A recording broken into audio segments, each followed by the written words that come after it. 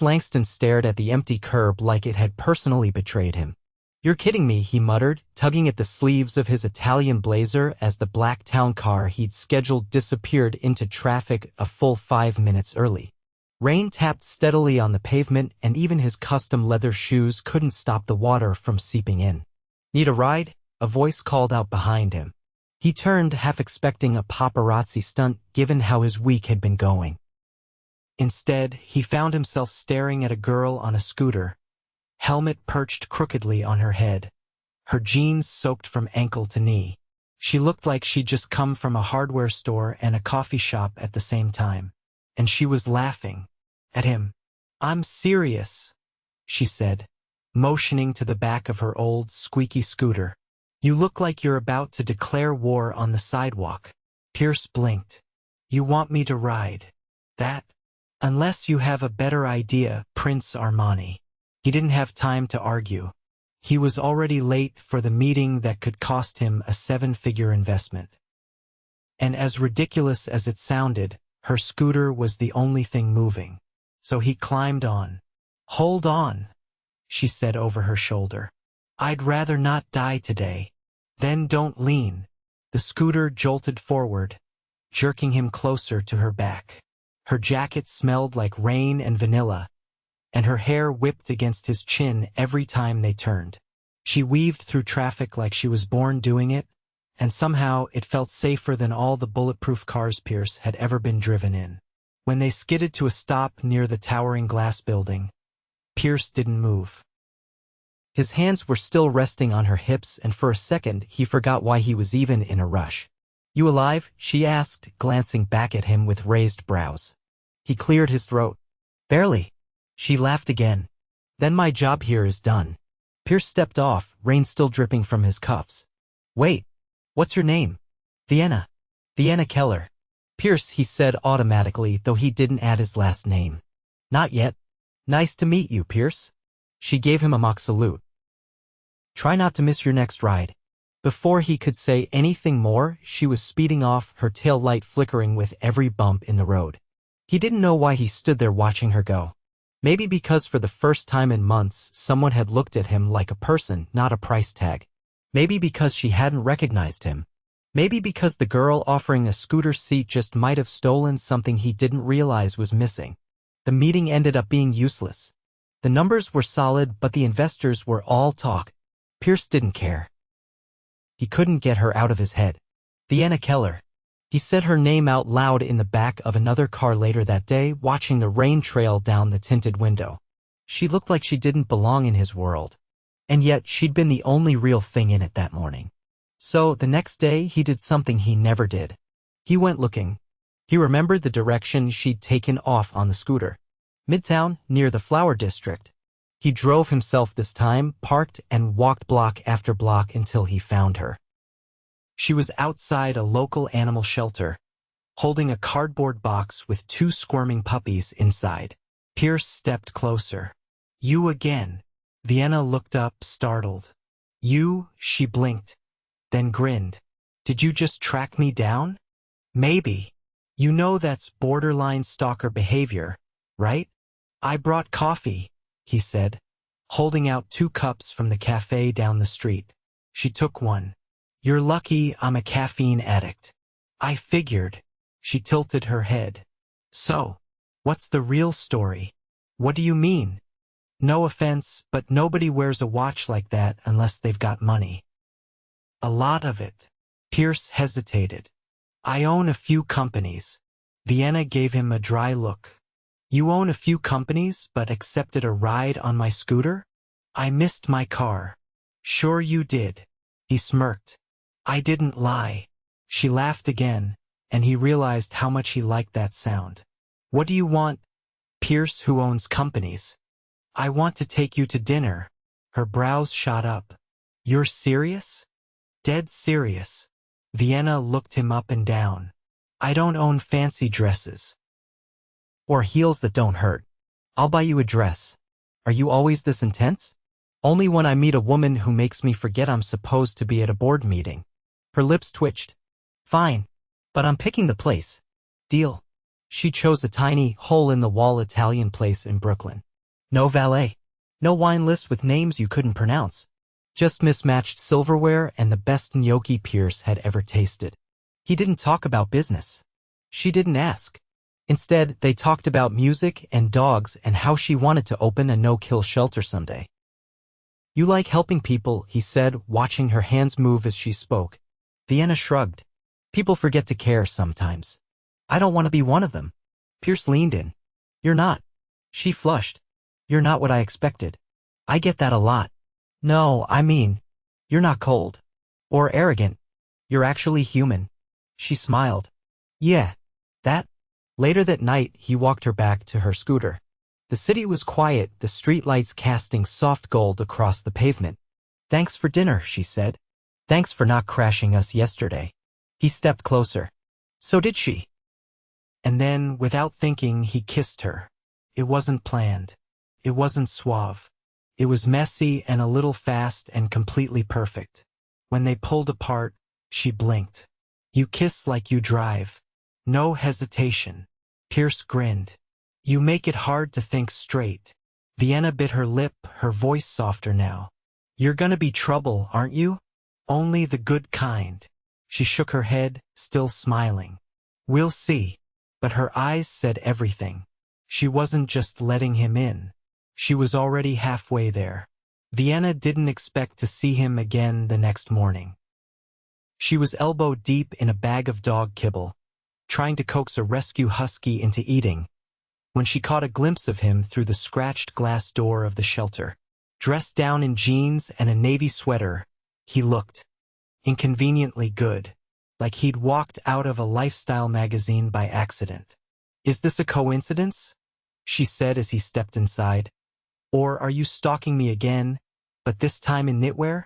Pierce gave the dog an assessing glance. He always the suspicious? Only of millionaires with a habit of showing up unannounced. I brought breakfast. She arched a brow, resisting the smile tugging at her lips. Do I look like a croissant kind of girl to you? Actually, you look like the kind of girl who forgets to eat when she's busy saving animals. Vienna narrowed her eyes at the brown paper bag in his hand. I swear, if there's a kale muffin in there, we're done. He pulled out 2 warm egg sandwiches and a bottle of Real orange juice. I'm not a monster. She took the food, hesitating only a second. This doesn't mean I'm making time for you today. Understood, he said, leaning against the counter like he had all the time in the world. I'll just sit here, quietly, incredibly charmingly. Vienna watched him from the corner of her eye as she refilled water bowls and checked supply lists. He didn't interrupt. He just sat, legs stretched out, flipping through a battered copy of a local dog adoption magazine like it was the Wall Street Journal. After 20 minutes of silence, she turned to him. Why are you really here? I wanted to see you. You saw me last night. Not enough. Vienna crossed her arms. That's a line. Maybe, Pierce said. But it's also true. She walked past him, grabbed a leash from the hook and tossed it in his direction. Come on then. He caught it, brows lifting. Where are we going? You want to hang around? You're walking Lenny. Lenny?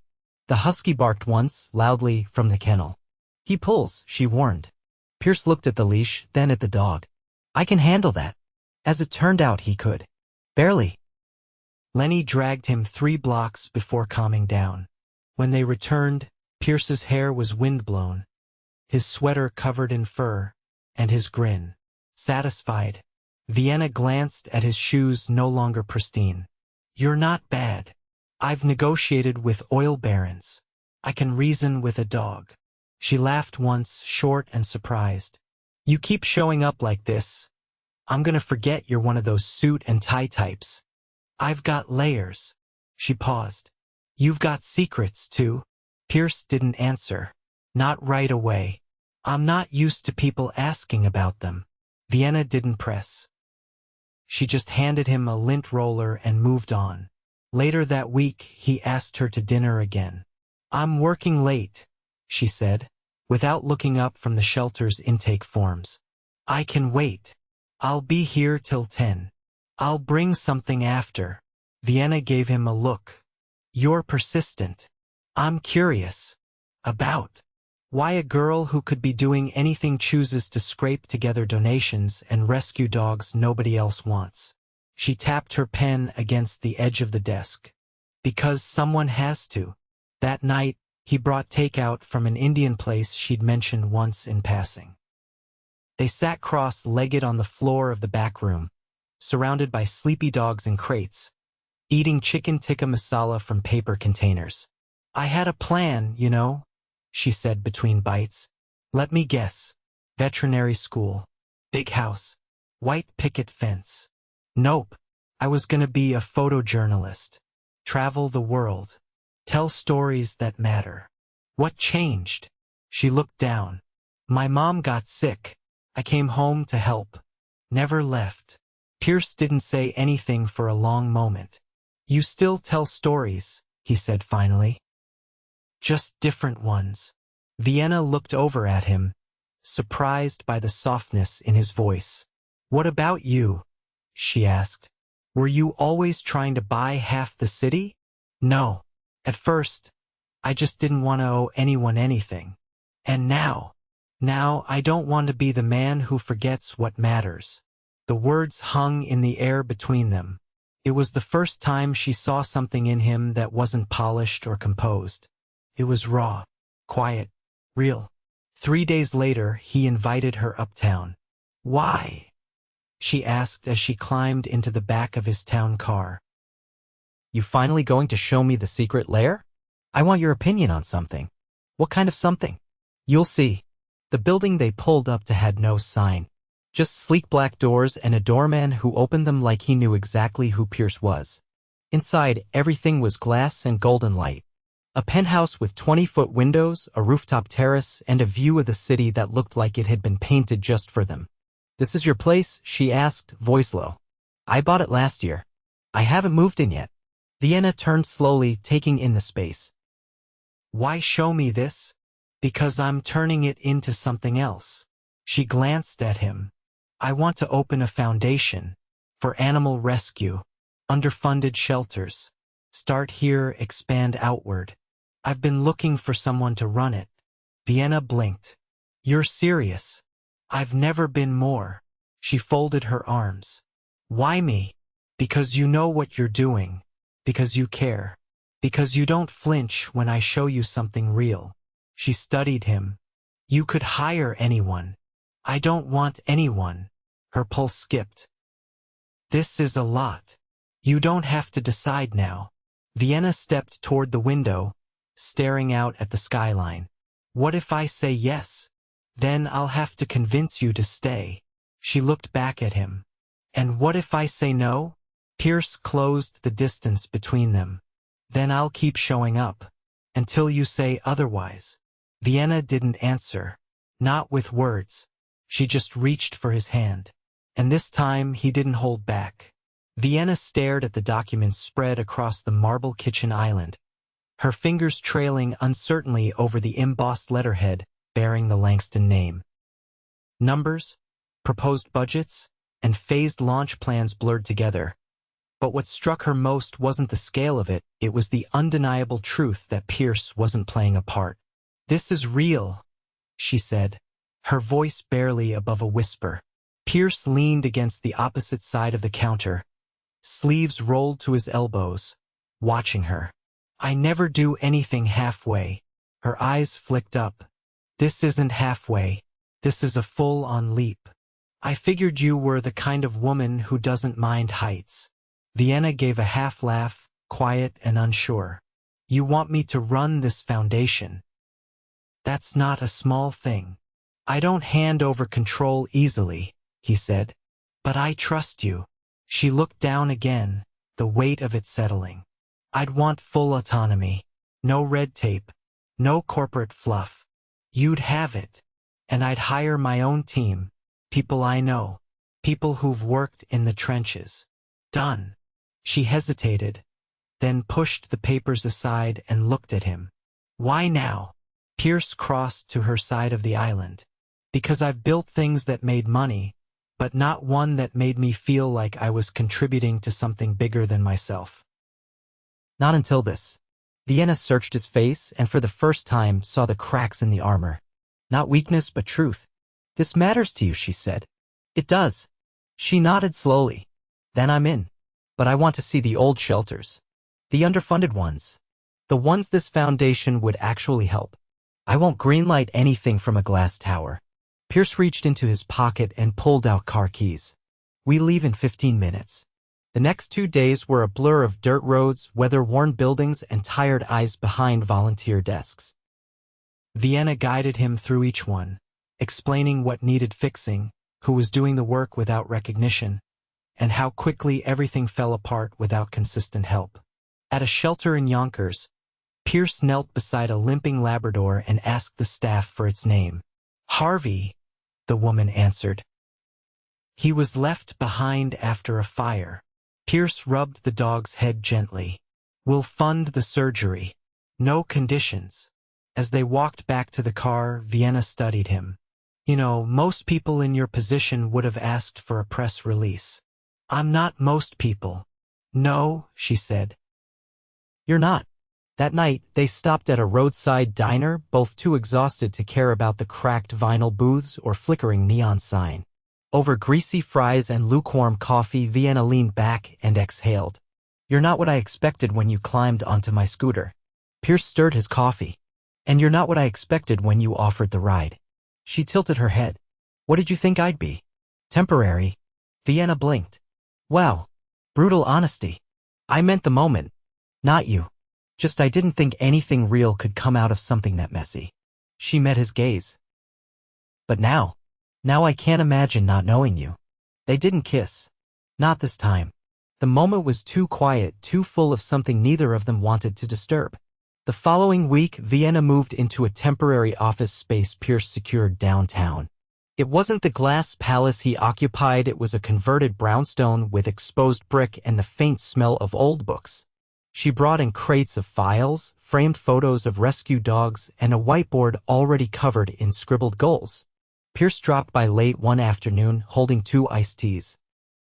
You're building an empire, he said, stepping through the door. An empire of dog beds and adoption drives, she replied, taking the drink. He looked around at the cluttered desks and team of volunteers buzzing in the background. Feels more alive than anything I've ever invested in.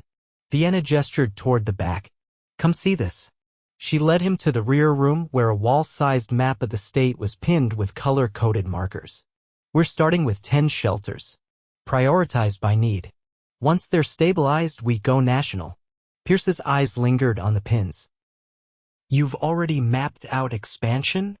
I don't go into anything without a plan. He turned to face her. Neither do I. This time, she kissed him. No prelude. No hesitation. When she pulled back, her voice was steady. I want to know what this is. Pierce didn't look away. It's the one thing I didn't plan for. Vienna exhaled slowly. I don't do distractions. Then I won't be one. I need honesty. Not charm. Not gifts. Just you. He stepped closer. Then that's what I'll give. They didn't define anything. They didn't need to. Instead, they worked. They built. Over the next month, the foundation gained traction. Vienna hired her team scrappy, passionate people who knew the field. Pierce funded without micromanaging, stepping in only when she asked. Their routines overlapped without effort: breakfast meetings, late-night calls, shared drives to rural shelters. They didn't talk about what they were. They just were. Then one evening, Vienna found him quiet on the rooftop of his penthouse, staring out at the skyline. She joined him, slipping her hand into his. What's going on? He didn't answer right away. Then my father called today. Vienna stilled. I didn't know you spoke. We don't. Not since I walked out on the family business. She waited. He wants me to come back. Said the press is asking questions about why I'm spending so much time on charity work. Vienna's jaw tightened. That's what they're calling it? He thinks I'm being reckless. Emotional. Are you? He looked at her. Maybe. But I've never felt more clear. She leaned against him. You don't owe him anything. You're writing your own legacy.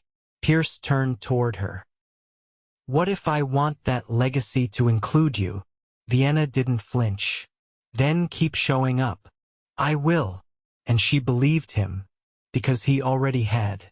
Vienna sat across from the city commissioner, a thick folder open in front of her, her voice clear and composed as she outlined the foundation's proposed partnership for municipal shelter reform. The man nodded slowly, visibly impressed, but it wasn't until she slid a single-page proposal across the desk typed, annotated, and actionable that he leaned forward with interest. Pierce stood silently behind her, hands in his pockets, letting her lead. He hadn't spoken once during the meeting. He didn't need to. She had it completely under control. Outside on the courthouse steps, Vienna exhaled, clutching the signed agreement. That's 4 cities, she said. And 2 more counties are close. Pierce watched her tuck the paper into her leather tote. You know, you just made them rethink the entire funding structure they've used for over a decade. They needed a reason to change, she said, adjusting the strap over her shoulder. I gave them one. You didn't just give them one, he said. You made them believe it was their idea. Vienna turned, sunlight catching in her hair. You think I missed my calling in politics? No, he said. You found your calling exactly where it was supposed to be. They took the elevator up to her office space, which now looked entirely different from when she'd moved in. A wall of framed photos showed adopted animals with their new families. The old bulletin board was gone, replaced by a digital display tracking expansion metrics. And her desk, once cluttered with folders, was clean, save for a single ceramic bowl of dog treats and a framed photo of her with Lenny, the shelter husky. She noticed him glancing at the photo. He's staying with one of our volunteers, she said. But I still visit. Pierce reached into his jacket and pulled out a set of keys. There's something I want to show you. She narrowed her eyes. Where? It's not far. And no, it's not another penthouse. When they pulled up 10 minutes later, Vienna stared at the building in front of her. A 3-story brick structure with faded yellow paint and boarded windows. The sign above the door was so worn it was unreadable. This used to be the first animal shelter in the city, he said. It closed 8 years ago. The building's been sitting. She looked at him sharply. You bought it. I did. For what? He handed her a folded brochure, mock-up renderings, architectural notes, and a logo she hadn't seen before, but recognized instantly as her own design style. The Vienna Keller Center for Animal Welfare, she read out loud. It'll be a flagship facility. Not just adoptions training, therapy, animal certification, community programs. All under your direction.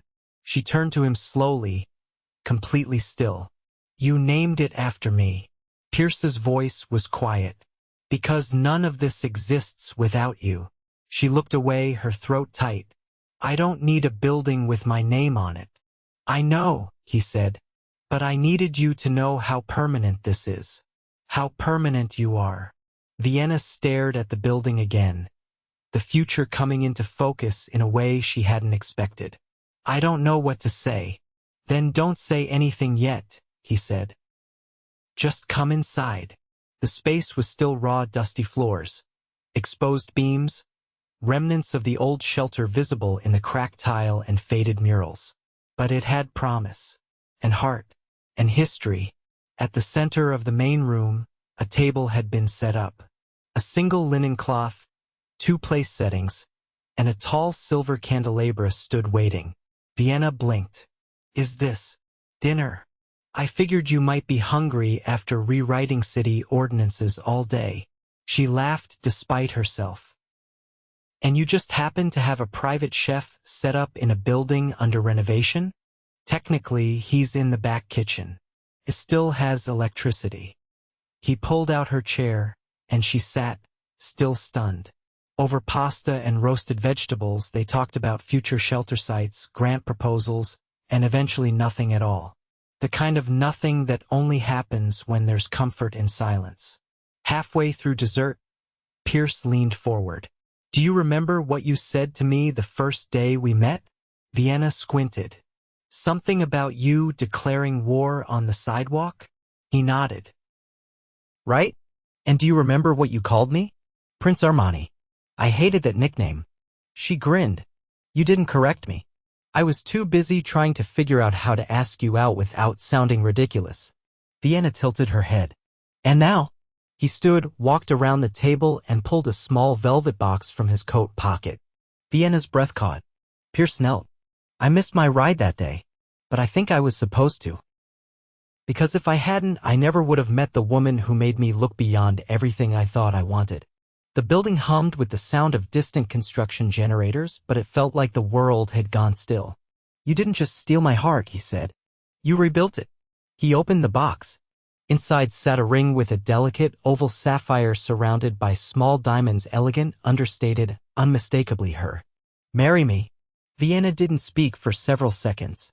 Not because she was unsure, but because the weight of it, the rightness, settled into her like something that had always been there.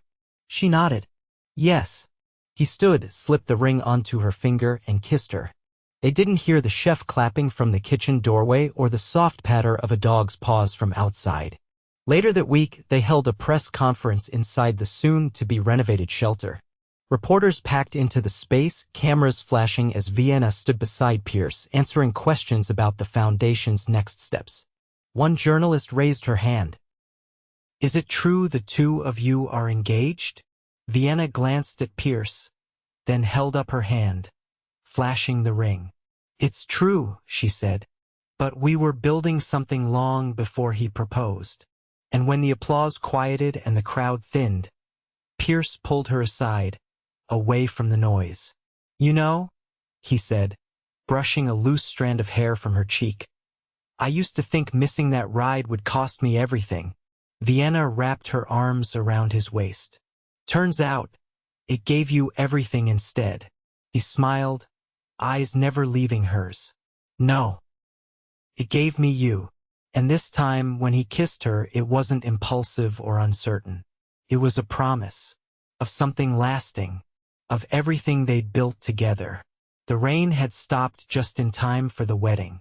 Golden light filtered through the towering windows of the restored Vienna Keller Center, casting soft reflections against polished wood floors and freshly painted walls. Rows of white chairs lined the main room, now transformed from an empty shell into something that pulsed with warmth and quiet joy. The scent of freshly cut peonies filled the air, and the soft notes of a string quartet drifted beneath the murmur of gathered guests. Pierce stood near the front, adjusting his cufflinks as he glanced toward the entrance. He wasn't nervous, he was ready. He had been, from the moment she'd looked at him, like she saw beyond the money, beyond the name, and into the man he hadn't even known he wanted to be. Elias, his closest friend from university, and now the foundation's legal counsel, leaned in slightly. She's late, he whispered. Pierce gave a short laugh. She's not late. She's making sure the adopted pug has his bow tie on straight. And she was. In the side room, Vienna knelt beside the stout, snorting rescue dog, adjusting the tiny navy bow around his neck with careful fingers. You're our ring bearer, she whispered. No pressure. The pug sneezed and wagged his tail once. Behind her, Delia, her maid of honor and oldest childhood friend, emerged from the mirror with flushed cheeks and a tissue clutched in one hand. If you don't walk down that aisle soon, I'm going to start sobbing before it's even begun. Vienna stood, smoothing the soft champagne fabric of her gown. It wasn't traditional. It wasn't lace or silk or anything expected. It was quiet elegance, just like her. The delicate floral embroidery at the hem matched nothing in the room, but it matched her. She took a breath, met her reflection, and whispered, "Let's do this." As the music shifted, the guests turned. Pierce looked up, and he forgot to breathe. Vienna walked the aisle without hesitation. Her eyes never left his. There was no elaborate train, no veil, no pretense, just her, radiant and certain. When she reached him, she didn't wait for the officiant to begin. "You're not going to cry, are you?" she asked under her breath. He leaned in. "Only if you do first." She smiled. "Then we're safe." The ceremony was short. Neither of them believed in drawn-out speeches. They exchanged vows they'd written themselves, quiet promises built on truth, not poetry. When Pierce said, "I've built empires, but you're the only thing I've ever wanted to build something with," Vienna's eyes shimmered, but she didn't cry. When she said, "You were never a detour, you were the destination," Pierce closed his hand around hers and didn't let go. The guests rose as they kissed. Outside, the sky had cleared completely and the terrace was bathed in soft dusk light. Tables were set beneath strings of warm bulbs and the scent of wood-fired flatbreads wafted from the corner where a chef prepared hors d'oeuvres to order. Vienna stood barefoot now. She ditched her heels 20 minutes into the reception and held a glass of sparkling water as she laughed with Delia and two of the foundation's volunteers. Pierce watched her from the edge of the dance floor, tie loosened, jacket discarded, hands in his pockets. Elias walked up beside him. "You're different." "I am. I mean it," Elias said. "You used to look at the world like it was a game you planned to win. Now you look like you've already won." Pierce raised his glass slightly toward Vienna. "I did." Later, as the music slowed, Vienna found him standing near the railing, overlooking the city lights. She leaned against him quietly. "I thought I might miss the chaos after today." He turned to her. "You won't. You're right. Because now we get to build the next part." "I already started," he said. She looked up. "What?" "I bought the lot next door." Vienna blinked. "For what?" "A community clinic. For low-income families who can't afford vet care. You mentioned it once in passing, and I haven't stopped thinking about it." Her breath caught. "You're serious?" "I always am with you." She leaned her head against his shoulder, voice soft. "I love you." Pierce kissed her temple. "I'll never stop showing up for you." The night wore on with laughter, dancing, and quiet moments that didn't need words. Guests drifted home, the lights dimmed, and the city held its breath in that perfect, suspended hush between celebration and stillness. Inside the center, the team cleaned up, but Pierce pulled Vienna aside one more time. "I have something else," he said, guiding her through the back hallway to a door she hadn't noticed earlier. It opened into a compact office, not unlike hers, except this one was filled with framed drawings. Sketches of animal shelters, community parks, even a mobile rescue van concept. She blinked. "Are these yours?" "I've been drawing since I was a kid," he said. "I gave it up when I joined the company. But I kept thinking that if I ever got to build something that actually mattered, I'd want it to start here." Vienna walked slowly through the room, eyes tracing the lines of one sketch in particular, a community center that merged adoption facilities with after-school programs. "You're not just funding this," she said. "You're dreaming with me." Pierce stepped behind her, wrapping his arms around her waist. "I'm dreaming because of you." They stood like that for a long time, the quiet hum of the city beyond the windows wrapping around them. Months passed. The foundation expanded into its second state. Vienna stepped into a national advisory role while still visiting shelters every week. Pierce transitioned out of his last corporate board seat, redirecting his focus entirely to the foundation's initiatives and the creative planning division he launched from that same office. They spent mornings walking their adopted pug, now a frequent star on the foundation's social media, and evenings cooking in the small kitchen of the brownstone they renovated together. They never stopped building. Not just shelters or clinics or programs, but a life. One built on trust, on partnership, on the kind of love that doesn't need declarations because it lives in the day-to-day. The girl who once drove a scooter through Midtown without a second thought now ran a national movement. The man who once wore tailored suits like armor now wore rolled-up sleeves and sketched future dreams on napkins. And together, they made each other better, not by changing who they were, but by becoming who they were always meant to be. Forever wasn't a question. It was a plan. One they'd already started.